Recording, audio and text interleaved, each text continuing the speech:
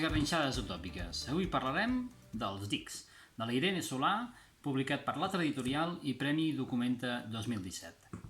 Els Dics és una superposició d'històries, de contes, intercalats en moments d'Alada, la protagonista, i alhora escriptora de la novel·la, que ens parla d'ella, del món que l'envolta, d'allò que li preocupa, d'allò que li interessa. Aquest eclecticisme de fragments que a vegades ratllen la poètica i d'altres la crítica social ens endinsen en el món que envolta aquesta noia, imprevisible a estones, clarivident en altres, que ens atrau a cada passa. Els retalls de vida que apareixen al llarg de la història conformen un tot fet d'històries viscudes o no viscudes que ens donaran la idea del conjunt.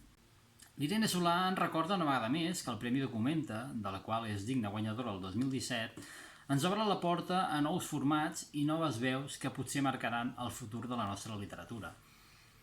Amb aquest aire innovador i diferent, l'autora d'aquesta novel·la ens fa evolucionar com a lectors i ens exigeix repensar la literatura.